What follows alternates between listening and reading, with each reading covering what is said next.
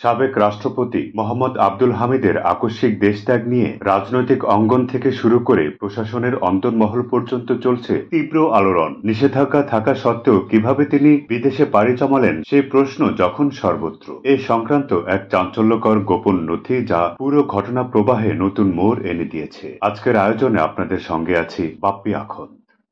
বিশ্বস্ত সূত্রে জানা গেছে, গত ২৬শে জানুয়ারি কিশোরগঞ্জ জেলা বিশেষ শাখা ও ডিএসবি থেকে পুলিশের সদর দপ্তরে একটি অতি গোপনীয় চিঠি পাঠানো হয়। চিঠিতে সাবেক রাষ্ট্রপতি আব্দুল হামিদ সহ মোট ৪৫ জনের বিদেশ গমনের ওপর নিষেধাজ্ঞা জারির অনুরোধ জানানো হয়েছিল। ওই তালিকার ৩৯ নম্বরে ছিল খোদ আব্দুল হামিদের নাম। এর আগে ১৪ জানুয়ারি কিশোরগঞ্জ মডেল থানায় দায়ের হওয়া একটি বৈষম্য বিরোধী আন্দোলন সংক্রান্ত মামলায় আসামি হিসেবে আব্দুল হামিদের নাম অন্তর্ভুক্ত হয়। মূলত এই মামলার সূত্র ধরেই তাঁর বিদেশ যাত্রায় নিষেধাজ্ঞা চাওয়া হয়েছিল বলে ধারণা করা হচ্ছে।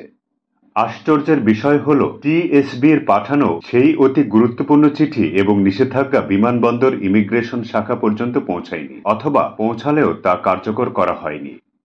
অভিযোগ উঠেছে, বিমানবন্দরে উপস্থিত থাকা সত্ত্বেও ইমিগ্রেশন কর্তৃপক্ষ এবং গোয়েন্দা সংস্থাগুলোর কোনো কর্মকর্তাই তাঁর বিদেশ যাত্রা ঠেকানোর জন্য কোনো নির্দেশনা পাননি। বরং এসবি, র্যাব ও এনএসআই এই তিনটি প্রভাবশালী গোয়েন্দা সংস্থার দায়িত্বপ্রাপ্ত কর্মকর্তারা যাত্রী তালিকা নিরীক্ষার সময় আব্দুল হামিদের বিষয়ে কোনো আপত্তি তোলেনি। ঘটনার রাতে সাবেক রাষ্ট্রপতি আব্দুল হামিদ বিমানবন্দরের ভিআইপি টার্মিনালে তাঁর নিজস্ব গাড়িতে অবস্থান করছিলেন। রাত ৩টা ৫ মিনিটে থাই এয়ারওয়েজের টিজি ৩৪০ ফ্লাইটে ঢাকা ত্যাগ করেন। এ সময় তার সঙ্গে ছিলেন তাঁর ছেলে রিয়াদ আহমেদ ও শ্যালো ডক্টর এএনএম নওশাদ।